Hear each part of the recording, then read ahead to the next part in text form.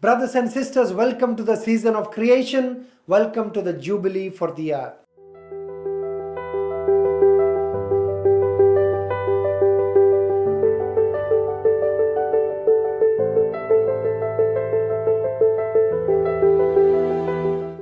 On this final day, 4th October, we offer you the final reflection on the document Laudato Si.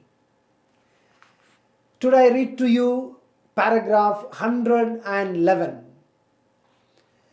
Ecological culture cannot be reduced to a series of urgent and partial responses to the immediate problems of pollution, environmental decay, and the depletion of natural resources.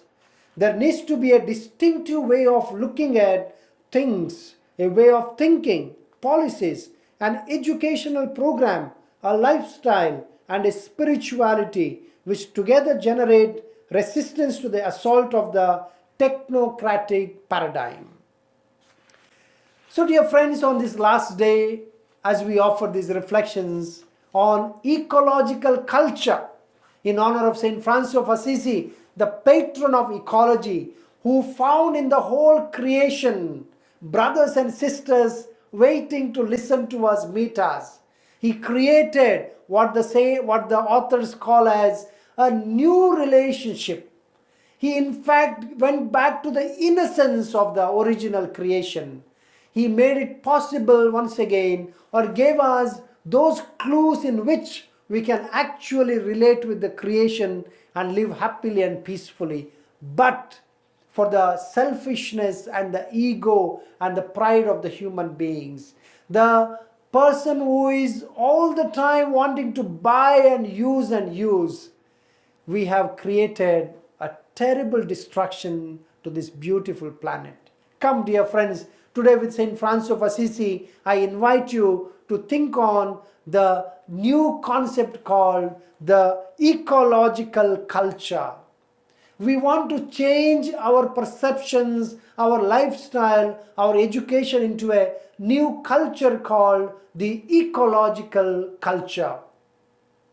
You know, we talk all the time about genocide. We talk about genocide in the sense of massacre of the human beings. We are also experiencing ecocide. In the same way, there is a mass murder or abuse of the ecology. And that is the urgency in which we are talking about the care of creation. So what does this ecological culture mean? I offer you 4 things on this last day. Remember, 1, recognize the interdependence of all living things. Recognize that we all need each other. Badly, urgently, we need one another. We need our brothers and sisters around. We cannot divide based on language, religion, politics. We cannot divide because we are interdependent. Your security, well-being is good for me. My well-being is good for you. And therefore, also the well-being of the creatures, creation, it is needed for us. We need to create once again the harmony which was in the origin of creation. Secondly, recognize the rights of the earth. Recognize the rights of the earth. Because the earth cannot talk and speak like us, we cannot afford to abuse this beautiful planet that is given to us by God. Therefore, let us recognize that this earth also has right for itself, for its existence, for its harmony, and for its well-being. Number 3, ecology doesn't work on profit and loss equation. Instead, ecology works on samriddhi, well-being, holistic development of all.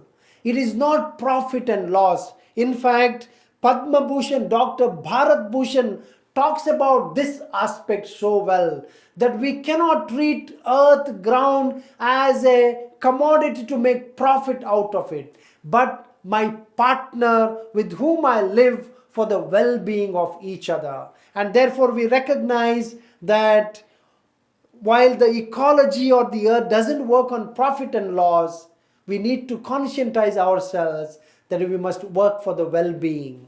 And fourthly, make choices for the good of the planet.